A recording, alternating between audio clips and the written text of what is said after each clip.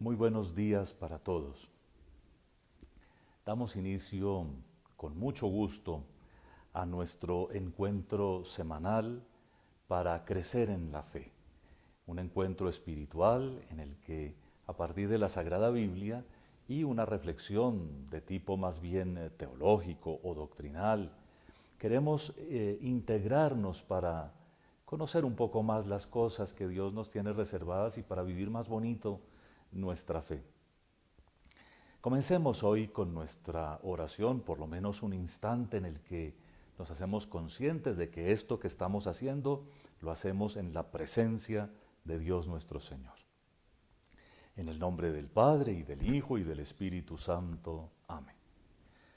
Padre nuestro que estás en el cielo, santificado sea tu nombre. Venga a nosotros tu reino. Hágase tu voluntad en la tierra como en el cielo. Danos hoy nuestro pan de cada día. Perdona nuestras ofensas, como también nosotros perdonamos a los que nos ofenden. No nos dejes caer en la tentación y líbranos del mal. Oh María sin pecado concebida, rogad por nosotros que recurrimos a vos. Muy bien. Y entramos en materia. Mientras se congregan todos, como lo hemos hecho otras veces, algunas cosas que van quedando de las semanas anteriores. He recibido algunas preguntas sobre la manera de decir ciertas oraciones y algunas insistencias que unos de ustedes muy atentos han notado que yo hago. Vean, la insistencia en que se ponga en la oración que menciona las tres divinas personas, como en la bendición inicial o en el gloria al Padre y al Hijo, una I, obedece a lo siguiente. Como hoy vamos a hablar de la historia de la Iglesia, muy antiguo, cuando estaban todavía haciéndose las doctrinas que constituyen ahora una gran solidez y una gran seriedad, por supuesto desde la Santa Biblia misma, para subrayar que las tres divinas personas son iguales, usaron la I, ¿no? Entonces, si ustedes recuerdan al final del Evangelio de San Mateo, cuando el Señor manda a bautizar, dice, y entonces bauticen en el nombre del Padre y del Hijo y del Espíritu Santo.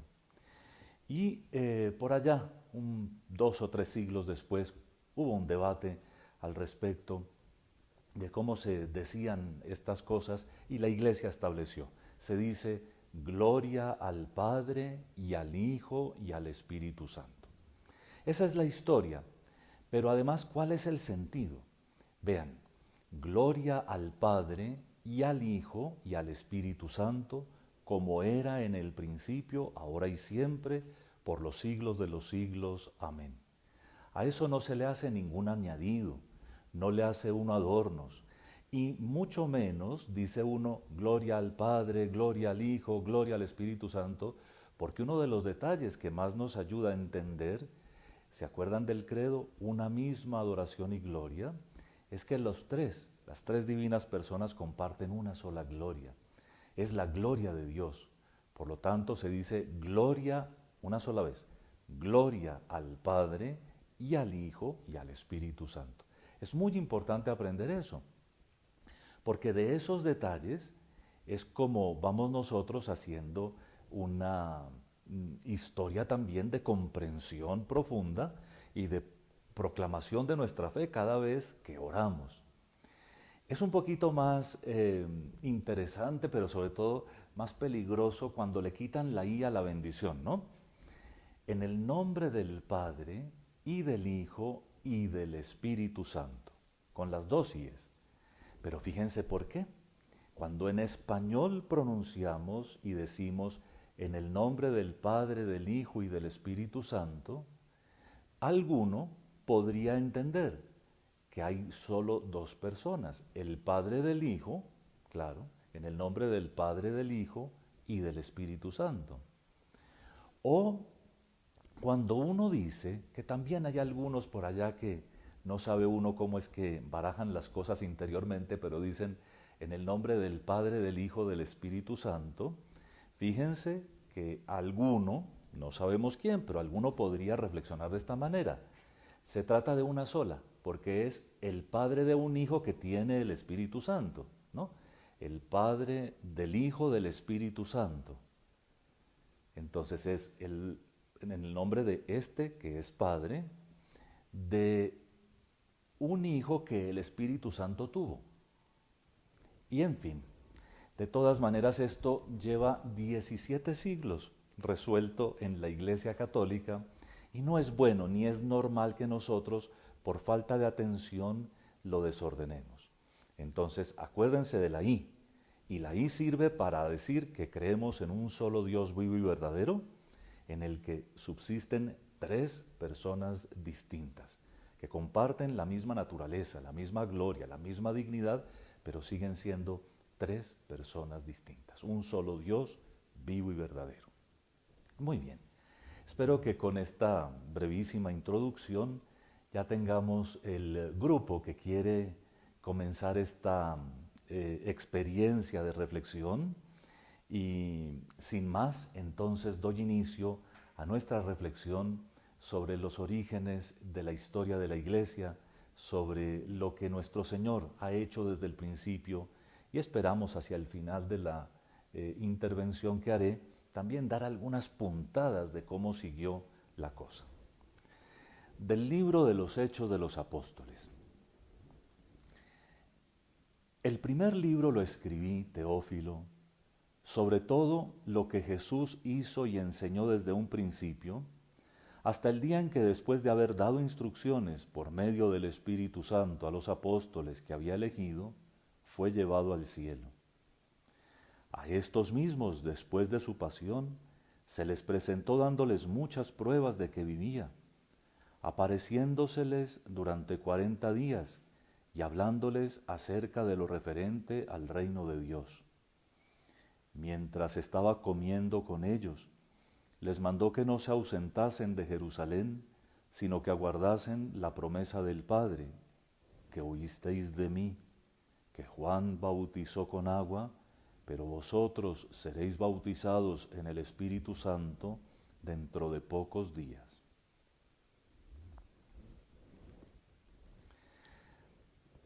A estos versículos se les ha llamado simplemente el prólogo del libro de los Hechos de los Apóstoles.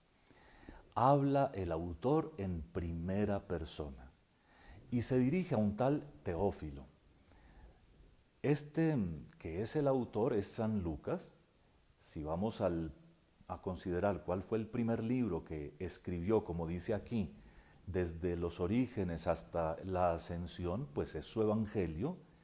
Y una cosa que vale la pena recordar es que en este prólogo, él como que recuerda que también le hizo un prólogo al Evangelio. Ese se los dejo para que ustedes lo miren, pero es interesantísimo porque demuestra que San Lucas, que era cultísimo, no escribe de lo que se imagina o de lo que cuentan sin confrontar testimonios, sin tratar de ubicar claramente en la historia los acontecimientos y sin haber sobre todo visto y revisado todo su material. Así, ahora por ejemplo, es bien consciente que escribe 2 libros. El Evangelio y los Hechos no son un solo libro. Puede que sí, sean lo que uno podría llamar una sola obra, pero con 2 tomos, 2 libros. Y en este se propone entonces continuar la historia. Como lo veremos, no es una historia completísima, porque ese no era su objetivo. Pero sí es, tal y como lo anuncia aquí en su prólogo, la continuación de su Evangelio. Si el Evangelio habló de la infancia, de la vida pública, de la muerte y de la resurrección de nuestro Señor Jesucristo hasta su ascensión, ahora va a retomar desde la ascensión hasta, como veremos, dejar a la Iglesia en el centro del Imperio Romano, en la ciudad de Roma. Les voy a hablar hoy del libro de los Hechos de los Apóstoles por un motivo muy sencillo. Algunos de ustedes que además de tener la bondad de unirse y vincularse por este medio hoy, me siguen en la misa diaria, se han dado cuenta que en la Pascua no he mencionado el libro de los Hechos de los Apóstoles, que hemos leído en orden como la primera lectura.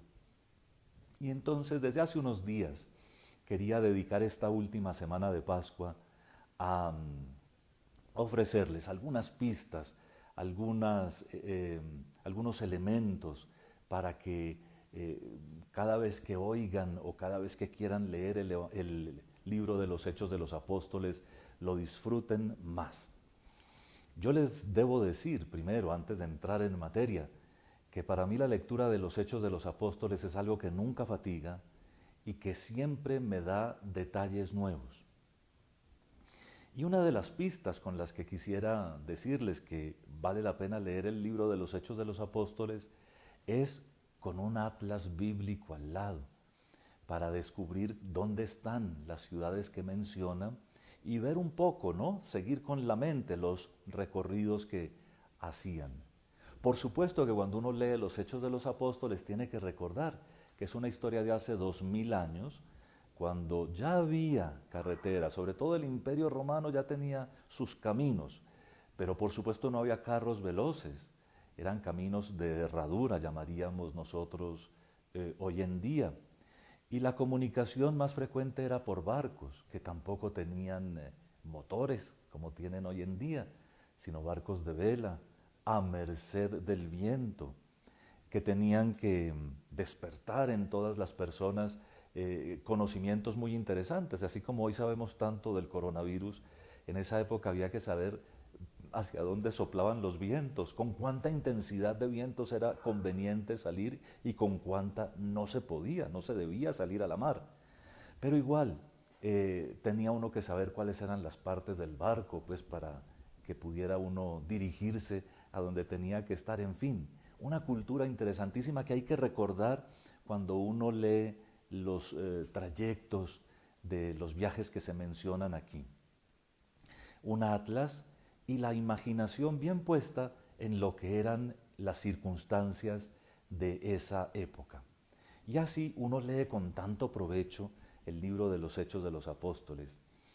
El otro elemento que hay que emplear para leer con fruto cualquier parte de la Biblia debería tener un grado que no sabría yo medir ahora, pero que es de todas maneras un grado importante, por lo menos un grado notable de curiosidad. Uno tiene que preguntarse un poco qué hay detrás de estas frases. Yo ahora les estoy contando el motivo por el cual les hago esta introducción a los Hechos de los Apóstoles, pero ellos tienen otros motivos cuando narran la historia. Y uno tiene que preguntarse bien, ¿y este por qué escribió esto? ¿O qué hay detrás de esta experiencia? Cuando uno está escribiendo por fuerza, sintetiza, uno no puede contar como tal vez pretenden a veces algunos de los que siguen demasiado metidos en sus redes sociales, todo lo que uno hace, ¿no? En el momento en que peló la naranja y el momento en que se la comió. Y en esa síntesis quedan sin decir muchas cosas que un buen lector como ustedes es capaz de desentrañar. Por ejemplo, es muy interesante saber, como lo vamos a ver a continuación, que los primeros misioneros no se fueron como, perdonen, uso una expresión muy coloquial, no se fueron a la loca. Un poco sabían hacia dónde ir y a dónde dirigirse, pero lo veremos en un ratico. Así que con esta preparación, con este último elemento de la curiosidad, pues de la capacidad de asombrarnos de que haya ocurrido esto o aquello, o de qué significa esto, con esa mente dispuesta, con las ganas de saber dónde están los lugares, cómo eran las condiciones de la época, podemos entonces entrar en el libro maravilloso de los Hechos de los Apóstoles. Una de las cosas que más quisiera que compartiéramos con claridad es que la historia de la Iglesia es una historia que parte desde los acontecimientos mismos bíblicos de nuestro Señor Jesucristo, que congrega a sus apóstoles y así prepara la iglesia, que reúne discípulos a los que les predica. Con algunos tiene éxito, otros con aparente fracaso porque lo persiguen y lo eh, llevan prácticamente hasta la muerte. En fin, pero la historia de la iglesia arranca en esos hechos, se despliega, como veremos, con los hechos de los apóstoles, que son la historia de los primeros 50 años, y después se desarrolla como lo previó nuestro Señor Jesucristo cuando habló a Nicodemo y dijo que pues el que entra en la vida de la fe debe dejarse llevar por el Espíritu. Se desarrolla llevada por el Espíritu en circunstancias tan concretas como las que se encuentran alrededor de estas primeras comunidades de los Hechos de los Apóstoles. Como les dije ya, al final, contando con que el tiempo nos lo permita, les voy a dar por lo menos una panorámica de la aventura que siguió al libro de los Hechos de los Apóstoles. Y entramos en la materia propiamente hablando para decir que desde el momento de la ascensión hasta cuando Pablo llega a Roma y goza de libertad para predicar la palabra, transcurren, ¿qué? Unos 20, 30 años, y en ese sentido, pues de eso es de lo que hablan los Hechos de los Apóstoles, es decir, un tramo, el tramo inicial de la historia de la Iglesia, que si juntamos, digamos, desde el nacimiento de Cristo hasta allá, es hasta el año, digamos, 55, 60, y a partir de eso, entonces sigue la historia de la iglesia, que está muy bien documentada. Entre otras cosas, parte de ella también aquí en la misma Santa Biblia. Bien. Entonces, permítanme, hago una descripción del libro de muy amplio espectro, ¿no? Sin entrar en muchos detalles, pero que puede que les sirva mucho. Vamos entonces a los orígenes.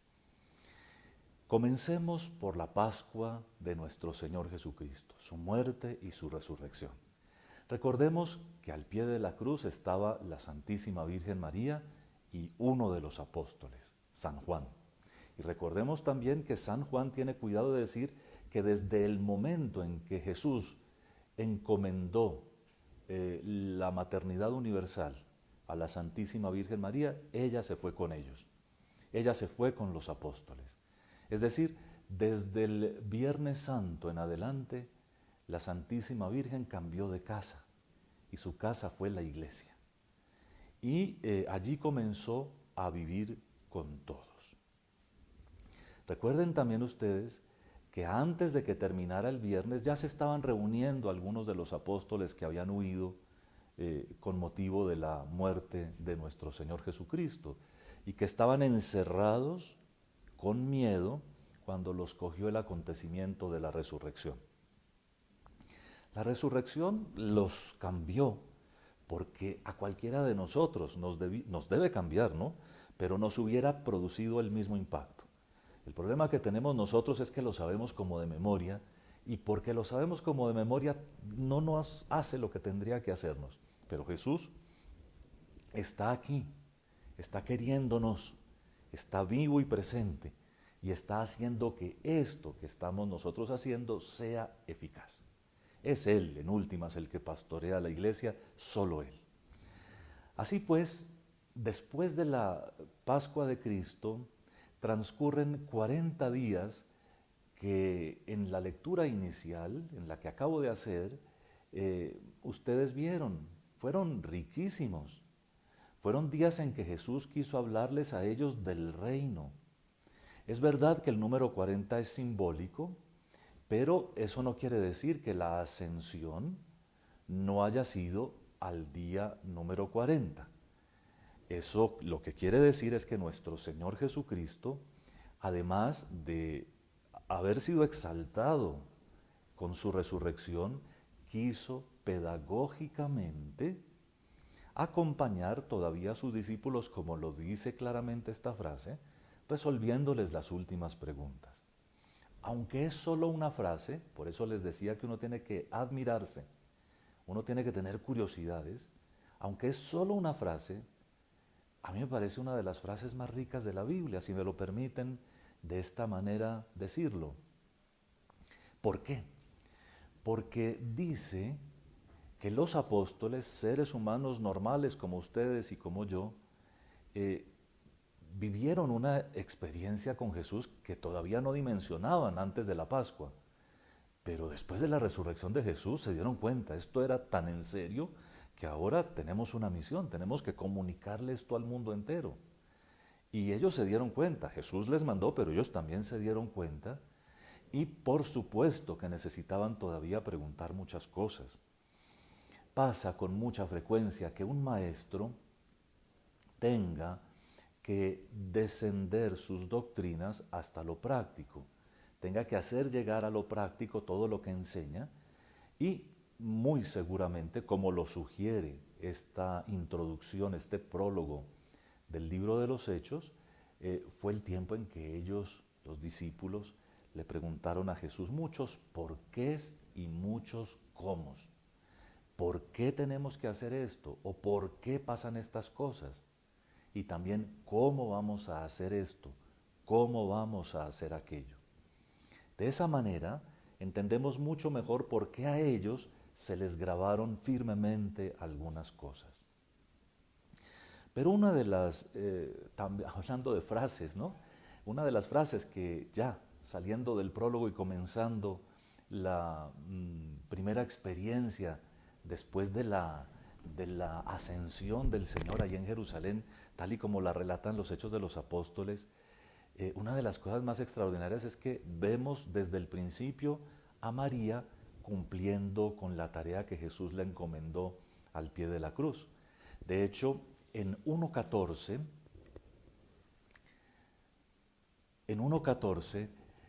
se asegura que después de la ascensión, todos se fueron con María y con los demás.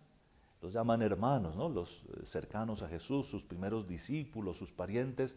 Recuerden que en Cafarnaúm Jesús vivió en una casita en donde todo el mundo tiene patios comunes y entonces todos son hermanos, ¿verdad? Todos se llaman así, hermanos. La Santísima Virgen desde el primer día aparece cumpliendo con su tarea. Y bueno, es evidente para quien tenga ojos claros que esto que queda dicho acá, como les dije al principio, resumido, esto que queda dicho acá está dicho ya se dijo. El buen entendedor sabe que María siguió cumpliendo hasta el final de su trayectoria terrena con la misión que Jesús, su divino Hijo, le encomendó. Por otra parte, buen lector es aquel que además de leer la frase, entiende a partir de ella muchas consecuencias. Y por supuesto que teniendo este tesoro en casa, ¿quién de ustedes no acudiría a ella? Es muy fácil entender que en la iglesia primitiva, mientras María los acompañó físicamente, ella era un punto de referencia. ¿A quién más le iban a preguntar las historias de la infancia de Jesús? ¿A quién más le iban a preguntar los gestos y las actitudes del que fue su maestro? ¿No lo harían ustedes? Yo ciertamente lo haría. De tal manera que en los Hechos de los Apóstoles, con esa frase, se nos despachan a nosotros muchas inquietudes que algunos modernos se niegan a entender y tratan de volver simplemente duda. Pero no hay duda. María está en la iglesia y desde el principio cumplió con su tarea y la sigue cumpliendo, evidentemente, la madre que nos da el buen consejo, porque lo oyó de nuestro Señor Jesucristo, compartió con Él las cosas santas. Después de que se constata en el libro de los Hechos de los Apóstoles que su principal tarea fue la oración en común, unánimemente, es decir, con un mismo espíritu, dice la Biblia, y en la compañía de María, la Madre de Jesús, entonces se dice que comenzaron a tomar decisiones. primer capítulo de los Hechos de los Apóstoles, primera intervención de Pedro como el principal entre ellos. Cuando uno trata de negar el papado, cuando uno trata de suprimir la importancia del sucesor de Pedro en Roma, uno lo que quiere es desunir a la iglesia. Cualquier mente seria que lea los evangelios, los hechos de los apóstoles e inclusive otros escritos del Nuevo Testamento, se dará cuenta que Pedro siempre viene mencionado de primero, y aquí, en el primer capítulo de los Hechos, aunque Lucas fue discípulo de Pablo y no de Pedro, se le da la primacía. Es Pedro el que convoca a sus hermanos para que elijan a alguien que ocupe el puesto que dejó Judas. Y allí está narrado en el primer capítulo. Muy bien, los primeros pasos de la iglesia son claros, inclusive después de la ascensión del Señor. Por eso es tan bonito cuando nosotros deducimos otras cosas. ¿No hay una novena de días entre la ascensión y Pentecostés? Eso lo descubrimos nosotros posteriormente, pero no se menciona pues aquí que todos viven unánimes orando en compañía de María. Pues eso es lo que estamos haciendo ahora en esta novena de Pentecostés, ¿no? Y si quisiéramos llevar la cosa a un sentido muy bonito, muy práctico, el rosario de todos estos días debería ser como nuestra mejor novena para prepararnos a Pentecostés. Pero en fin, no podemos ahora demorarnos en muchas consideraciones piadosas. Lo que me interesa es hacer el recorrido del libro, así que seguimos, porque en el capítulo 2, los versículos 1 a 41 relatan los hechos ocurridos el día de Pentecostés. Los hechos propiamente, el fenómeno de Pentecostés, de la manifestación poderosa del Espíritu Santo, están en Hechos 2, 1 a 13. Ustedes lo recuerdan, estaban encerrados, los habíamos dejado encerrados, ¿no? Ya en el cenáculo estaban encerrados y sin embargo sintieron estruendo, sintieron el viento y unas lenguas de fuego se posaron sobre ellos y ellos se sintieron llenos de una fuerza nueva. Lenguas de fuego, otra expresión a la que haríamos muy bien en dedicarle un ratico de reflexión, ¿no? ¿Qué quiere decir una lengua que incendia o una llamarada que quema por dentro, ¿no? El Espíritu Santo se manifiesta entonces de una manera prodigiosa ante mucha gente que viene de todas partes a celebrar Pentecostés en Jerusalén. Pentecostés es una fiesta judía en su origen, pero aquí se ve como nuestro Señor, así como la Pascua, la tomó del ambiente de lo que Él mismo había revelado y le dio la plenitud. A Pentecostés también le da plenitud. Si antiguamente era una fiesta de la cosecha o de las cosechas, ahora es la cosecha más grande, ¿no? Es el fruto de la Pascua de Cristo, que se derrama sobre la humanidad entera. Es el Espíritu Santo, que la humanidad de Cristo, que pasó por la muerte y ha resucitado, puede distribuir, puede comunicar a los demás, y que de hecho está haciendo hoy en día. Pentecostés marca un hito. Lo que siguen los demás versículos del acontecimiento es una larga predicación de Pedro en la que explica que no es que estén borrachos porque salen a predicar sus hermanos, es que son apenas las 9 de la mañana y ocurrió esto. Y todo Jerusalén tiene que enterarse de lo que está pasando. Pues bien, los 9 primeros capítulos, los 8 primeros capítulos del libro de los Hechos de los Apóstoles, más o menos nos muestran cómo se desataron estas cosas ahí, primero en Jerusalén y luego un poco más hacia el norte, hacia Samaria, en donde comienzan las primeras misiones. Pero quiero destacar un detalle que no podemos dejar pasar. En Hechos 2:42 dice lo que comenzaron a hacer normalmente los que recibieron después de esa predicación sota de Pentecostés el bautismo. Seguramente comenzaron a recibir el bautismo unos días, otros días, y los apóstoles a darse tarea de predicar como Pedro, de enseñarle las cosas a la gente. Y tenemos que creer que muchos, sobre todo de esos pobres que esperaban una manifestación de Dios, de esos que San Juan Bautista hace unos años había bautizado para la conversión y que estaban preparados, debemos suponer claramente que fueron de los primeros convertidos. Esperaban el Mesías y se dieron cuenta de que el Mesías sí había llegado. Pues en Hechos 2:42 dice que comenzaron a vivir de una manera muy bonita, ¿no? Y lo dice con 4 acciones. Se reunían para escuchar, para asimilar y poner en práctica la enseñanza de los apóstoles, para vivir la comunión fraterna, para vivir en comunidad, ¿no? Para partir el pan, es decir, para celebrar la Eucaristía y para hacer sus oraciones. Muy importante tener esto en cuenta, porque los cristianos, desde el primer momento, siempre nos reunimos para eso, o para esto, ¿no? Para escuchar la enseñanza de los apóstoles, para fomentar la comunión entre todos nosotros, que debe ser concreta. No basta con los medios electrónicos y virtuales modernos. Esto lo hacemos ahora, pero debemos llegar a congregarnos muy pronto otra vez físicamente.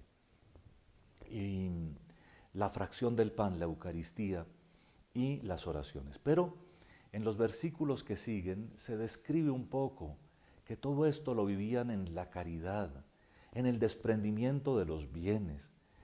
Habían visto de tal manera que en Jesús llegaban las cosas a un término, que en Jesús se realizaba el reino de Dios, que ninguno se hacía ávido de poseer cosas, ninguno vivía con avaricia su existencia, sino que todo lo ponían en común, socorrían a los más pobres en la comunidad, compartían lo que tenían.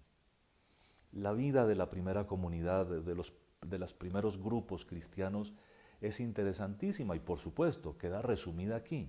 No podría San Lucas hacer una historia de cada uno de los grupitos que se conformaron a partir de esta experiencia, ¿verdad? Pues seguimos con la historia porque en el capítulo 6 hay otro indicio muy precioso de cómo los apóstoles ya no tenían tiempo para su tarea.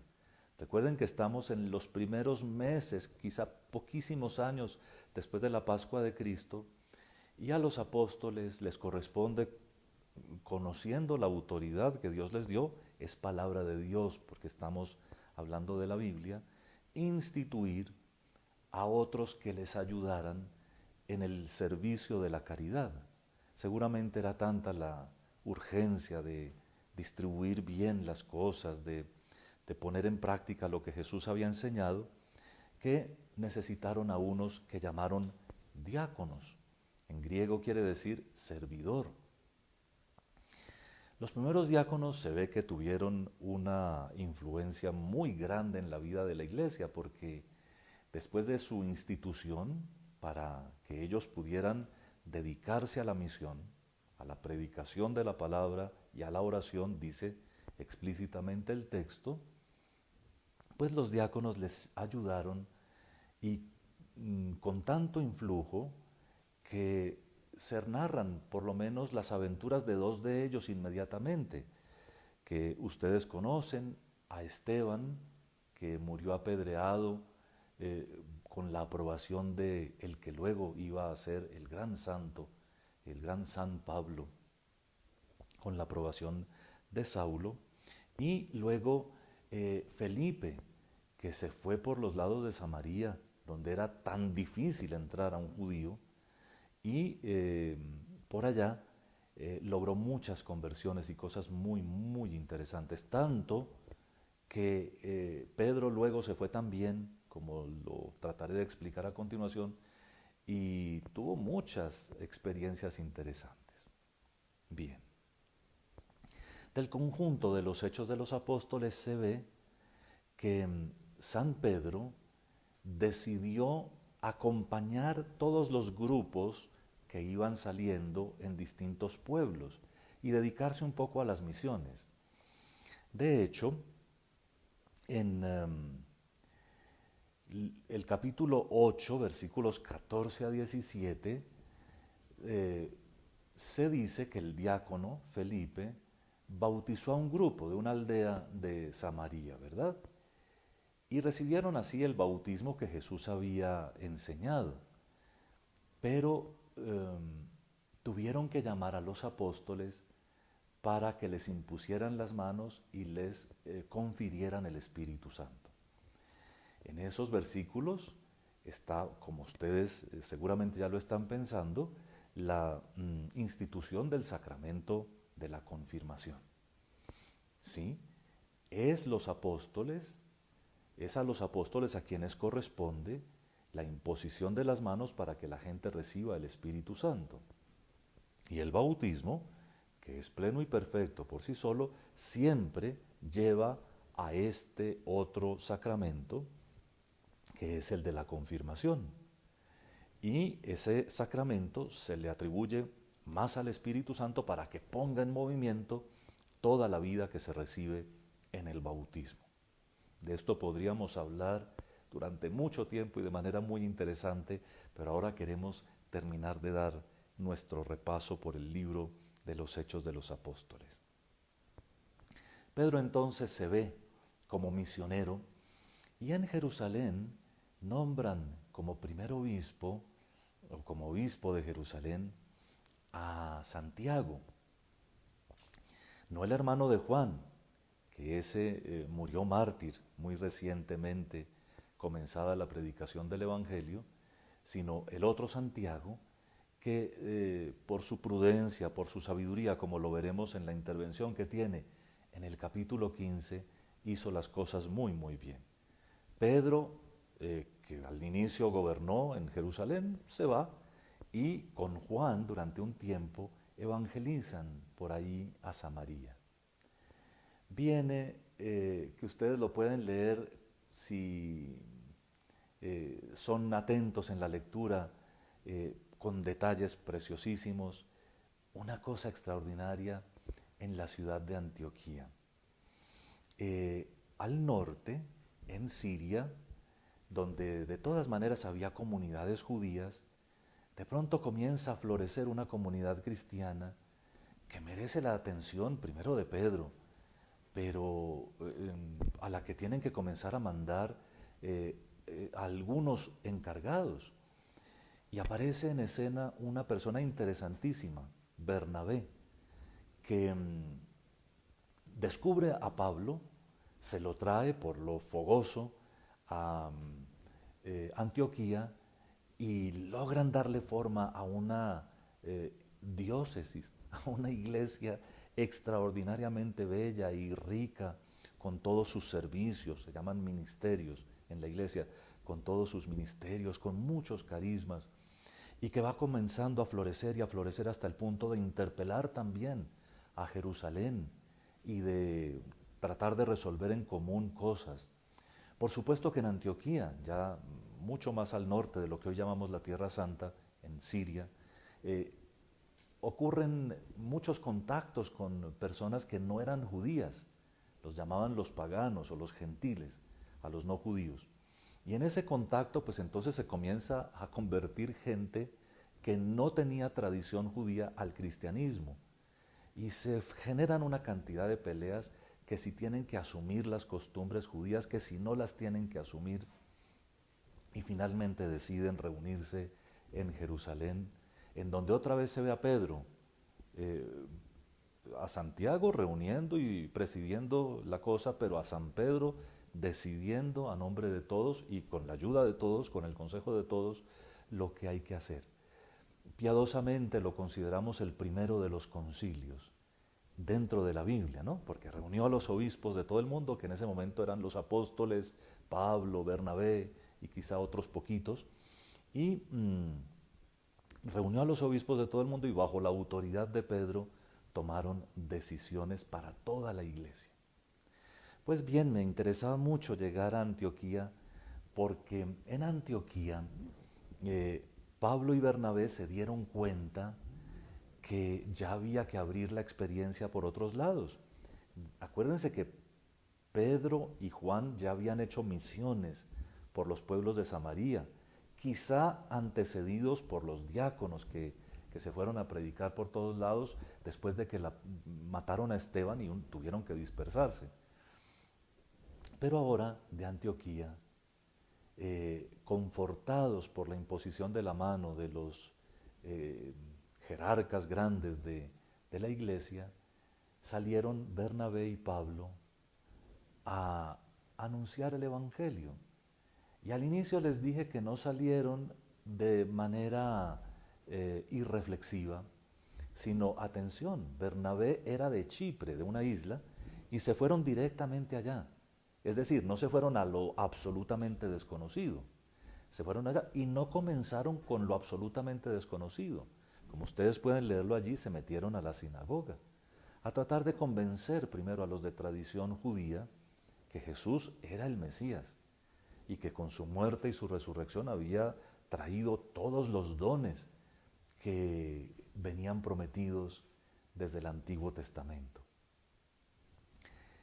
En Chipre tienen sus aventuras, siguen su correría y comienzan a fundar iglesias, siempre con esta metodología: ir a las sinagogas primero, es decir, a donde se lee la palabra de Dios los sábados, y a partir de la lectura de la palabra de Dios, anunciar a nuestro Señor Jesucristo. Metodología para los misioneros. A partir de la palabra que se anuncia la persona adorable de nuestro Señor Jesucristo, que tiene cómo conquistar. Cuando uno anuncia seria y sinceramente a Jesús el Señor y deja que el otro tenga un momento para reflexionar, para encontrarse con Cristo, que uno mismo puede estimular, Cristo en el interior de las personas obra maravillas. Eso es la misión católica. Ir a anunciar a Cristo y dejar que las personas le hablen para que Jesús mismo las conquiste. Y luego seguir con su formación hasta que sean capaces de dar la vida por el Señor. Termino mi rapidísima intervención despachando con mucho menos atención los capítulos siguientes y, por supuesto, tratando de que esta manera de terminar no quiera decir que nos precipitamos, no, sino que esta era mi pretensión, ¿no? Llevarlos a ustedes como el libro de los Hechos de los Apóstoles hasta dejar a Pablo en Roma.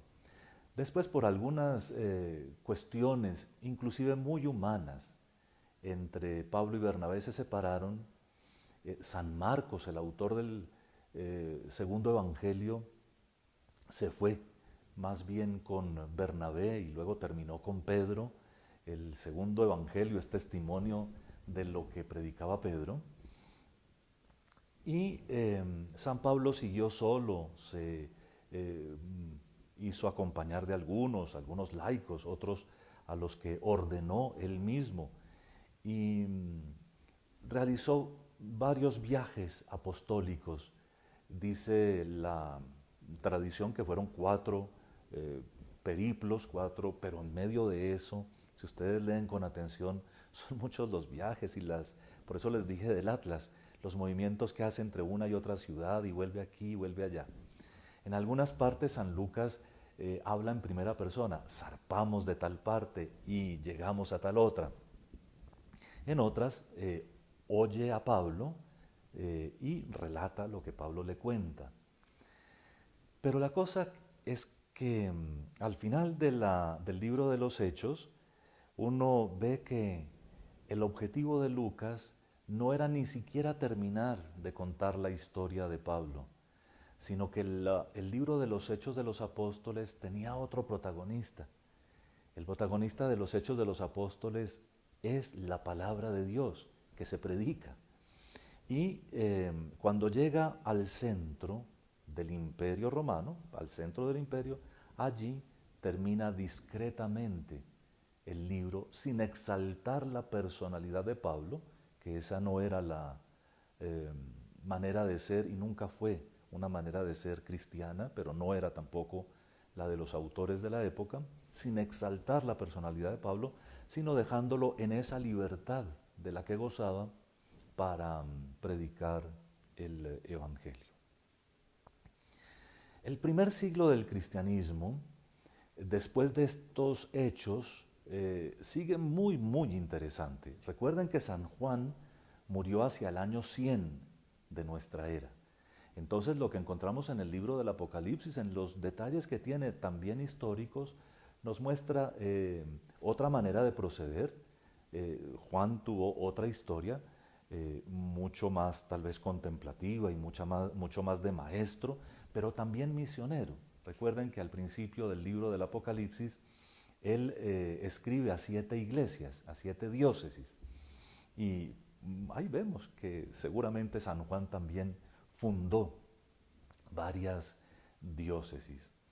La tradición, cuando hablamos de tradición, hablamos de una historia que se ha conservado en el seno de la Iglesia de manera muy cuidadosa. La tradición válida nos pone también algunos de los otros apóstoles en el acto de fundar algunas iglesias. Ese primer siglo fue extraordinario en riqueza. Antes de que se cerrara la Biblia, antes de que Juan terminara de escribir su Evangelio y sus cartas y Apocalipsis, ya había otros escritos cristianos que no están en la Biblia y que pues no es nuestro objeto ahora exponerlos, pero lo que les quiero decir es que hay unos que quedaron como palabra de Dios y otros no, pero todos son extraordinariamente bellos. En el año 100 ya San Pedro tiene por lo menos 3 sucesores, que ustedes los han oído mencionar cuando en la misa celebramos con la primera anáfora, es decir, la primera plegaria eucarística, lo que se dice después de realmente es justo y necesario. Cuando celebramos con esa plegaria decimos Lino, Cleto, Clemente, etc. Pues esos fueron los 3 primeros sucesores de San Pedro, todos mártires. De Clemente, acaballado entre el primer siglo y el segundo, es decir, que fue papa quizá desde el final de los 90 hasta bien entrados los 100, 110, 115, de San Clemente Romano, conservamos una literatura muy bella, muy, muy, muy interesante, inclusive repasando algunas de las comunidades de Pablo que seguían peleando, como la de los corintios, que si hay que aplaudir, que si no hay que aplaudir, que si hay que hablar en lenguas, que si no hay que hablar en lenguas, y Clemente les recuerda lo que Pablo, el maestro, les había dejado. Y como les anuncié al principio, ya pueden comenzar a preparar sus preguntas si tienen algunas que hacerme.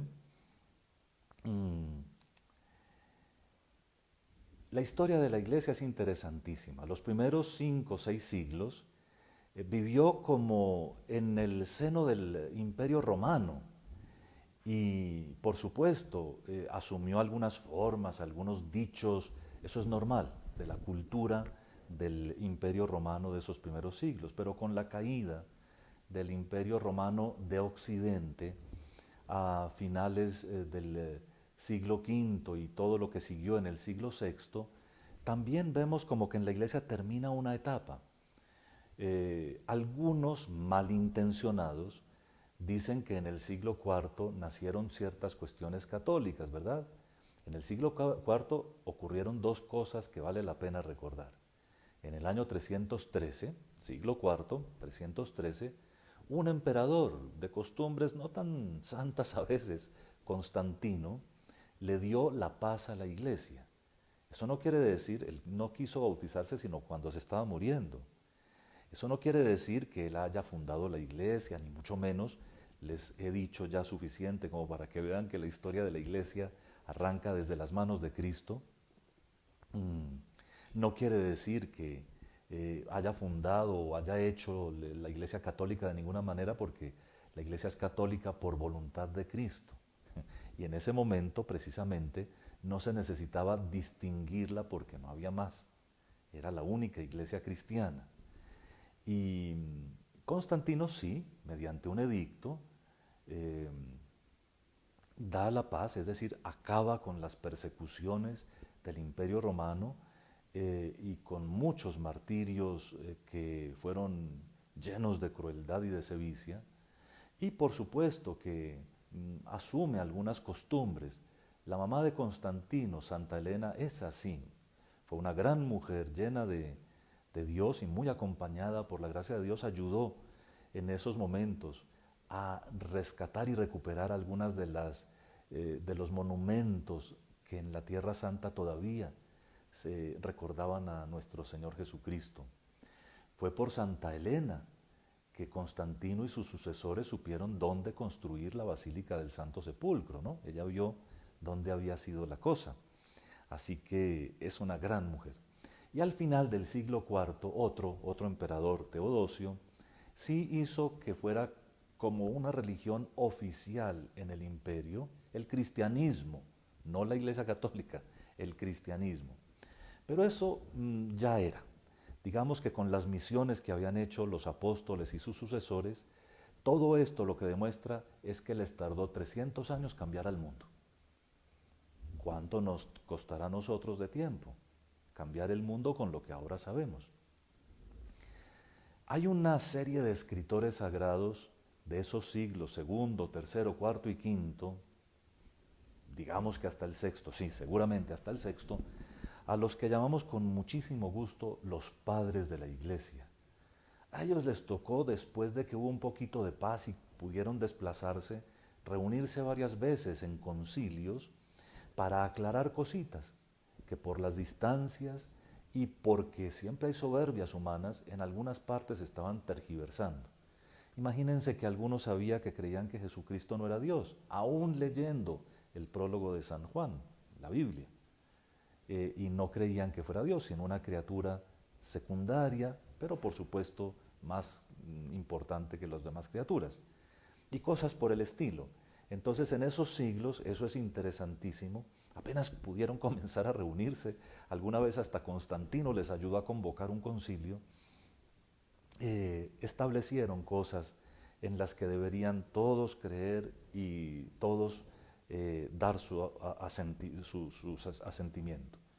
Eso se llaman los dogmas, que no son muchos y que son importantísimos para que nosotros centremos nuestra atención en lo que la Biblia nos enseña, no en lo que nos imaginamos que dice, sino en lo que realmente dice, contado por la tradición, es decir, por los que lo oyeron de Jesús mismo, lo escribieron y lo conservaron en generaciones sucesivas. Digamos que los siglos VII a X se caracterizan por misiones, casi todas hechas por monjes, entonces eso es una apasionantísima etapa de la historia de la Iglesia. En los siglos que llaman siglos de hierro, siglos oscuros de la Edad Media, los siglos X a XIV tal vez, pues es cuando surgen en la Iglesia Católica las comunidades que hoy conocemos más grandes y comunidades que han producido santos por todas partes. Desde esa época sabemos nosotros con toda claridad que nuestro Señor es el que dirige los destinos de la Iglesia. En tiempos en que se pueden corromper las personas, como los apóstoles mismos tuvieron sus momentos de desorden, Dios manda santos que van llamando la atención sobre lo que son las verdades y los valores del Evangelio. Con el Renacimiento, digamos que desde el siglo XVI y esta crisis terrible que supuso la separación del norte de Europa de la Iglesia Católica, de algunos países del norte de Europa, que con todo respeto se llama técnicamente el protestantismo, con esta separación que se llama el cisma de Occidente, ocurrieron varias cosas que son importantes. La Iglesia en ese momento pues no dejó, por lo menos en los santos, puede que hubiera corrupción en algunas de sus instancias, y no siempre, sino en algunas ocasiones, algunas personas, inauguró una etapa de lo que algunos llaman contrarreforma, pero otros dicen serenamente es la verdadera reforma de la Iglesia. Y hubo unos santos que se distinguieron por su sabiduría, por su elocuencia, por su doctrina. De los siglos XVII en adelante, ya pasada esa crisis de la reforma y contrarreforma, de la reforma protestante y la reforma católica luego,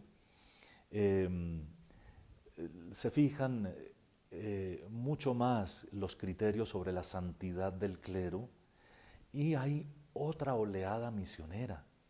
De los siglos XVII en adelante hay unas misiones extraordinariamente ricas. Nosotros somos hijos de la misión de finales del siglo XV y principios del XVI, ¿verdad? En América Latina. Pero en el siglo XVII hubo misiones y misioneros extraordinarios a los lugares más remotos de la tierra, que vale la pena algún día conocer, santos y santas, que por todas partes difundieron el Evangelio.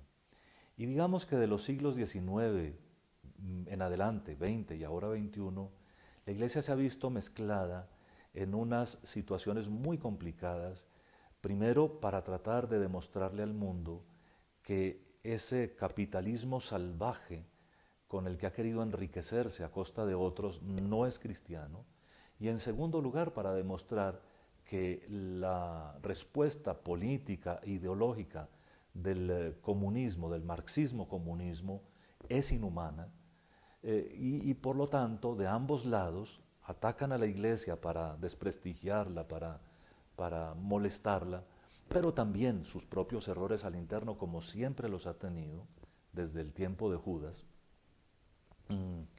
La Iglesia, como ustedes esto ya lo conocen mucho mejor, ha tratado de dar respuestas muy claras.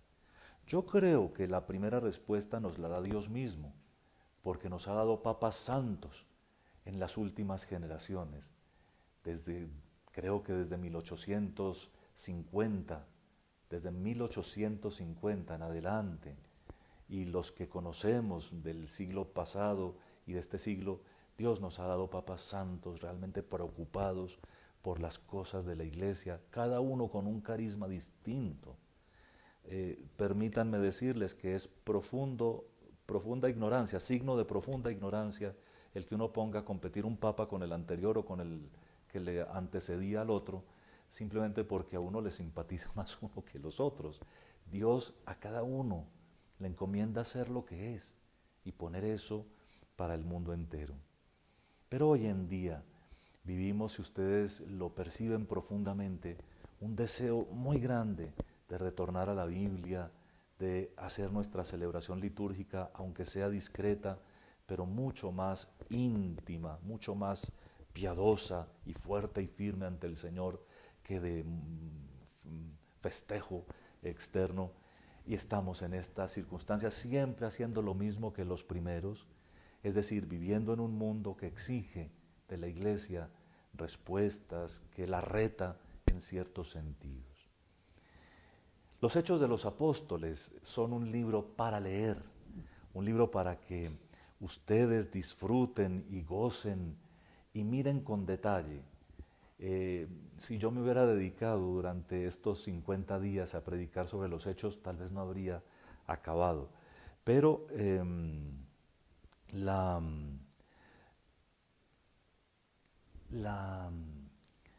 idea final con la que los quiero dejar es que les dije hace un rato, el protagonista es la palabra de Dios, pero además el que nos demuestra que va a cumplir su tarea siempre hasta el final del tiempo en el libro de los Hechos de los Apóstoles es nada menos que el Espíritu Santo. Él movió a Pedro a salir en misión, le hizo tener esas revelaciones que tal vez algunos de ustedes recuerdan. Él movió a Pablo y a Bernabé, en fin, es el Espíritu Santo. Muy bien. Entonces comenzamos, perdónenme si no voy a responder de pronto todas las preguntas, pero con mucho gusto respondo a las que puedan y por supuesto que ustedes están en la entera libertad de cuando se sientan ya cansados de dejar para después otro pedacito de nuestra conferencia.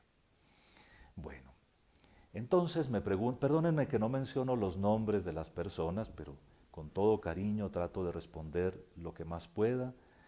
A veces pienso que habrá algunas preguntas que se parecen y por eso prefiero no mencionar quién me la hizo. Dice que algunos sacerdotes acostumbran a imponer manos y a ungir a sus grupos. ¿Eso está bien? Pues de acuerdo con lo que les he dicho ahora, los apóstoles son los que tienen la autoridad para crear cualquier clase de ritos, ¿cierto? Los apóstoles y sus sucesores, o sea, los obispos. Cuando una unción está en los libros litúrgicos es válida, si no es inválida, aunque les impongan manos y les echen aceites, no significa nada en la Iglesia Católica. Ah, pero es que uno siente muchas cosas, padre. Pues puede sentir muchas cosas, pero eso no es ni un sacramento y tampoco es un sacramental.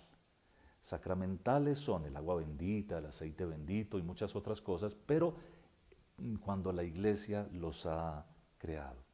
De tal manera que, mis queridos, cuando quieran saber qué es lo que es católico y qué es lo que es no, confiésense y comulguen, porque no hay nada ni nadie que pueda imponer las manos mejor que una buena confesión.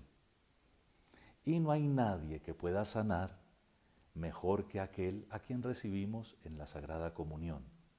Lo demás se hace muchas veces por afán taquillero. Bueno, también nos preguntan qué es un concilio y qué función tiene. Esa pregunta quedó respondida ya, pero con mucho gusto les digo que un concilio es la reunión de todos los obispos del mundo bajo la autoridad del romano pontífice. Sin el Papa no funciona el concilio, para resolver cuestiones doctrinales, es decir, de la enseñanza de la Iglesia, o pastorales del compromiso de la Iglesia con el mundo. Hay varias preguntas sobre la misión. Me gusta mucho y por eso es que me tomo la libertad de no mencionar nombres, porque vale la pena que todos tengan su respuesta. La misión tiene su origen en el mandato de nuestro Señor Jesucristo. Vayan por todo el mundo, enseñen todo lo que yo les he enseñado y bauticen en el nombre del Padre y del Hijo y del Espíritu Santo. Cuando uno capta y entiende eso, uno entonces sabe que lo que hay que hacer en una misión es enseñar, es decir, predicar la palabra de Dios enseñando, no solamente tocando el corazón, pero también llamar los corazones a la conversión. El objetivo de la misión es tocar el alma, pero con la palabra, para que Dios hable a los corazones y los arrebate para sí. El estilo del misionero tiene que ser el de estos primeros, con las instrucciones que dio nuestro Señor Jesucristo, es decir, en modestia, en sencillez, sin dar signos de ostentación ni de lujo, siempre dedicados a la palabra y dedicados a Cristo, no dedicados a sí mismos, ni a pedir platas, ni a hacer su propio reino. El verdadero misionero es ese. ¿Quiénes son misioneros en la iglesia? Todos los bautizados. Como en la antigüedad llegaban adultos a la iglesia, esto no había que enseñarlo. De hecho, cuando recibían el bautismo ya se habían preparado para ser cristianos durante 2 o 3 años. Y el bautismo los llenaba de Cristo, los injertaba en su cuerpo y ellos se sentían impulsados a seguir comunicando naturalmente, ¿no? Como Pablo y Bernabé, sin cosas raras, naturalmente a los que los rodeaban, aprovechando cualquier ocasión para anunciar, ¿no? Que Jesús es el Señor, que está vivo, a los que tenían y conocían la tradición que Él es el Mesías, que esperaban que en Él se cumplen todas las promesas del Padre.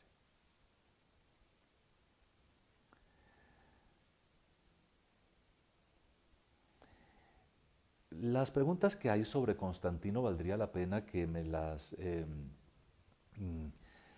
que ustedes mismos traten de resolverlas estudiando un poquito, pero con mucho gusto. Constantino no fue el que hizo oficial el cristianismo. Constantino le dio la paz a la iglesia mediante un edicto que se llama el Edicto de Milán. Constantino fue simpatizante del cristianismo toda su vida, seguramente por su mamá, Santa Elena, que sí era una convertida, y respetó mucho la iglesia. En algunos momentos fue más político que religioso, inclusive cuando él ayudó a convocar uno de los concilios, lo hizo para que no hubiera peleas en su imperio, ¿no? Porque en algunas partes decían una cosa y en otras otra, y él quería mantener la paz en su territorio. Entonces un interés un poquitín político, pero al final de su vida, eso sí hay que decirlo, murió penitente y se quiso bautizar al final de su vida. Fue Teodosio, uno de sus sucesores, creo, no recuerdo el año exacto, pero al final del siglo IV, digamos 380 y algo, que dijo que el cristianismo era religión oficial. Pero aún así es muy importante que ustedes sepan que hay unas mitologías que tratan de enseñar hoy en día. Fíjense que la mayoría de esos emperadores fueron además muy civilizados y entonces no han desatado persecuciones ni obligado a la gente a convertirse en la medida en que lo dicen algunos historiadores modernos interpretando mal los datos. Ciertamente, como en todo, cuando hay seres humanos llenos de soberbia y de vanidad, no estoy acusando a Teodosio, algunos de esos sucesores de ellos, y cuando se desdibujan las cosas, pasados siglos de la experiencia original, seguramente hubo algunos que abusaron. También hubo algunos que se sintieron obligados a ser cristianos y eso no fue bien hecho, pero no todo fue culpa de los emperadores. Esa leyenda negra que han tejido sobre los orígenes del cristianismo no es acertada. De hecho, al imperio le convino mucho tener por religión el cristianismo, porque es que la cultura del momento ya estaba muy empapada, 3 siglos después de la Pascua, ya estaba muy empapada de las cuestiones de la fe. Así que hay que entender las cosas con un espíritu muy amplio y más bien leer y estudiar en fuentes muy serias que dejar oír esas cosas imprecisas.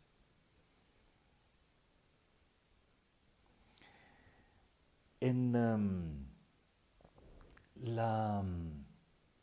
en el proyecto que tenemos de Catequesis para Colombia hay un tomito que saldrá Dios mediante, ayúdenme a rezar porque depende del trabajo que hagamos aquí, mm, em, que tiene estas nociones de historia de la iglesia, por supuesto, mucho más amplias que lo que se puede en una hora de conferencia. Recen para que yo pueda escribir lo que me falta y les aseguro que saldrá. Bien. Vamos a tratar de hacer entonces una síntesis de algunas de las preguntas para terminar. En